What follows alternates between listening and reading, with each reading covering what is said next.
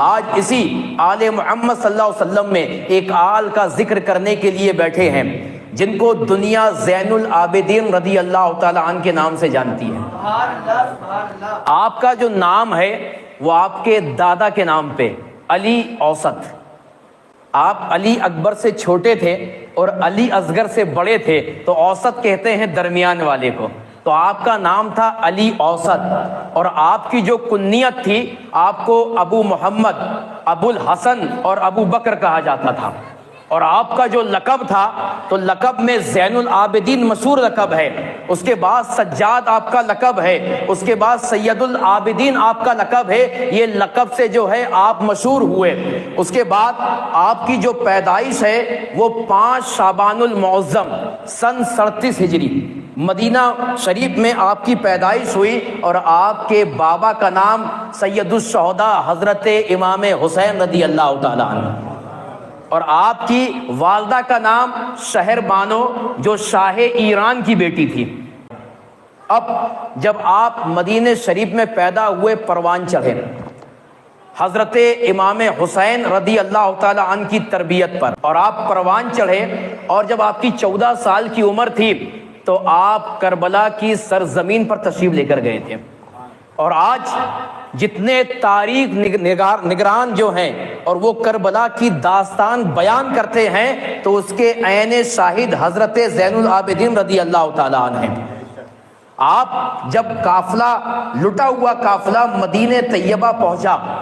تو لوگوں نے آپ سے دریافت کیا کہ جب گئے تھے تو ہم نے دیکھا تھا امام حسین ساتھ میں تھے،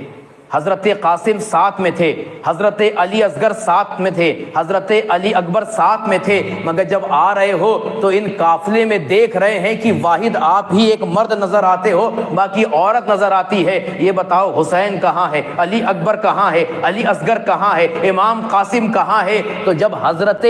زین العابدین نے یہ سنا نا تو وہ ضبط کا پیمانہ جو کربلا سے کوفہ اور کوفہ سے جو ہے دمشق تک آپ نے اپنے اندر سمیٹ کے رکھا تھا، اہل مدینہ نے جب سوال کیا تو وہ لوریز ہو گیا، وہ چھلک گیا، اور آپ دوڑ کر جو ہے نانا کے روضے پہ تشریف لے کر گئے، اور وہاں جا کر جو ہے آپ نے نانا کی بارگاہ میں پوری داستان کربلا سنائی، تو تمام اہل مدینہ نے جب اس داستان کربلا کو سنا تو تاریخ نگار کہتے ہیں کہ کوئی ایسا گھر ایسا نہیں تھا جو ماتم گدا نہ بنا ہوا ہو، اور تواریخ میں آیا ہے کہ 2 مرتبہ اہل مدینہ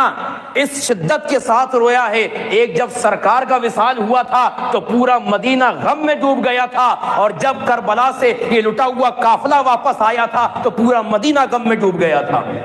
اور یہ واحد شخص ہیں، اور یہ بھی کربلا کے میدان میں جا رہے تھے، مگر امام حسین نے روک دیا، کہا ہے میرے بیٹے تمہاری حالت ایسی نہیں کہ تم جنگ کرو، اور تم کربلا کے میدان میں جاؤ گے تو یہ لوگ تمہیں بھی شہید کر دیں گے، تو میری نسل میں کوئی باقی نہیں رہے گا، یہ اللہ کی مرضی ہے، حکمت خدا بندی ہے کہ تم بستر پہ رہو اور میرے بعد جو ہے میرے گھر والوں کا خیال رکھو، اور جب تم مدینہ پہنچو گے تو میرے نبی کی آل تم ہی سے چلے گی، میرے نبی کی آل تم ہی سے چلے گی۔ تو حضرت زین العابدین رضی اللہ تعالی عنہ وہ شخصیت ہے کہ جنہوں نے اپنی آنکھوں سے تمام کربلا کا منظر دیکھا ہے۔ اب جب آپ مدینہ آئے نا تو آپ نے اپنا گھر بستی سے باہر بنا لیا، مدینے کے آخری میں بنا لیا، اور آپ گوشہ نشی ہو گئے، اور گوشہ نشی اس سے قدر ہوئے کہ آپ عبادت و ریاضت میں مشغول ہوتے۔ ایک مرتبہ آپ کے بیٹے امام باقر رضی اللہ تعالیٰ عنہ وہ کہتے ہیں کہ بابا جان میں نے آپ کو کبھی مسکراتے نہیں دیکھا، آپ کے چہرے پہ کبھی میں نے ہنسی نہیں دیکھی، کیا وجہ ہے کہ آپ نہ ہنستے ہو نہ مسکراتے ہو؟ تو حضرت زین العابدین رضی اللہ تعالیٰ عنہ فرماتے ہیں کہ اے میرے بیٹے تم نے کربلا کی داستان سنی ہے، میں نے اس کربلا کو دیکھ کر آیا ہے، اگر تمہارے سامنے تمہارے بچوں کو کاٹا جائے، تمہارے بڑوں کو کاٹا جائے، تمہارے خاندان کو ذبح کیا جائے، تو یہ بتاؤ تم ہنسو گے کہ رو گے؟ تو کہا بابا روؤں گا، تو میرے سامنے میرے بھائی 6 مہینے کے علی اصغر کو کاٹ دیا گیا، میرے بڑے بھائی کی جوانی کو لٹا دیا گیا، میرے جو ہے چچا کے بیٹے حضرت امام قاسم کے ٹکڑے ٹکڑے کر دیے گئے، اور میری آنکھوں کے سامنے میرے بابا کے سر کو قلم کر دیا گیا، تو جن کے سامنے اس کا خاندان لٹ گیا ہو، یہ بتاؤ کیا اس کے چہرے پہ کبھی مسکراہٹ آئے گی؟ اس کے چہرے پہ کبھی ہنسی آئے گی؟ تو معاملہ یہ ہے کہ اس غم کو یاد جب میں کرتا ہوں تو لرزہ برندام ہو جاتا ہوں، اور کبھی میرے چہرے پہ ہنسی نہیں آتی ہے، کبھی میرے چہرے پہ ہنسی نہیں آتی ہے۔ یہی زین العابدین رضی اللہ تعالیٰ عنہ، ایک مرتبہ آپ مدینے سے باہر ٹہلنے کے لیے نکلے، باہر تشریف لے کر گئے، تو دیکھا کہ ایک دکان لگی ہوئی ہے، اور وہ قریشیوں کی دکان جو بکرا ذبح کرتے ہیں، تو ایک شخص جو ہے وہ بکری کو لٹا کر ذبح کرنے کی تیاری میں تھا۔ تو امام زین العابدین پہنچ گئے، اور پہنچنے کے بعد کہتے ہیں کہ اے شخص کہ تو نے اسے پانی پلایا؟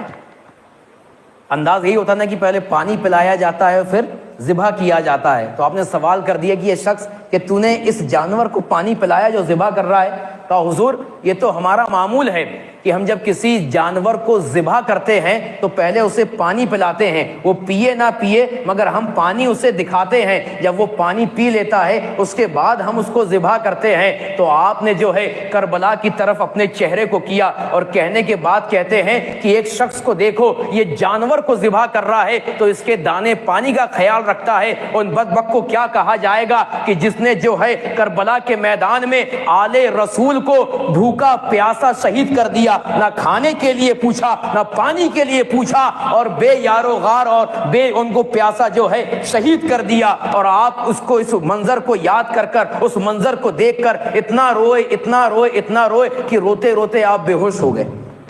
اس کے بعد ہوش آیا، تو ہوش آنے کے بعد واپس آپ اپنے حجرے میں آئے، اور حجرے میں آنے کے بعد پھر آپ گوشہ نشی ہو گئے۔ آپ کا معاملہ یہ تھا کہ آپ سب سے زیادہ عبادت کیا کرتے تھے۔ تواریخ میں آیا ہے کہ ہر رات 1000 نفل پڑھا کرتے تھے،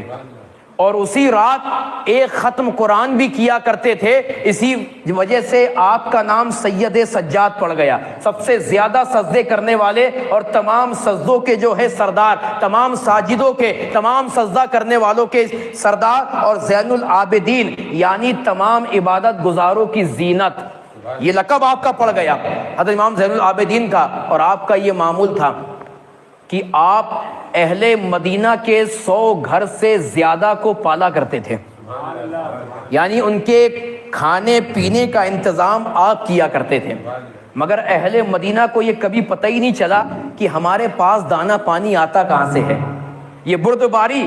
حضرت زین العابدین کی تھی، یعنی سخاوت بھی کرتے تھے اور دکھاتے بھی نہیں۔ جب آپ کا وصال ہو گیا اور لوگوں کے گھر راشن جانا بند ہو گیا، تب لوگوں کو پتا چلا کہ بھیجنے والی کوئی شخصیت تھی، اسے زین العابدین کہا جاتا ہے، اسے زین العابدین کہا جاتا ہے۔ اس لیے تو میرے امام نے کہا ہے کہ کون دیتا ہے دینے کو منہ چاہیے، دینے والا ہے سچا ہمارا نبی، اور میرے کریم سے گر قطرہ کسی نے مانگا، دریا بہا دیے ہیں دربے بہا دیے ہیں۔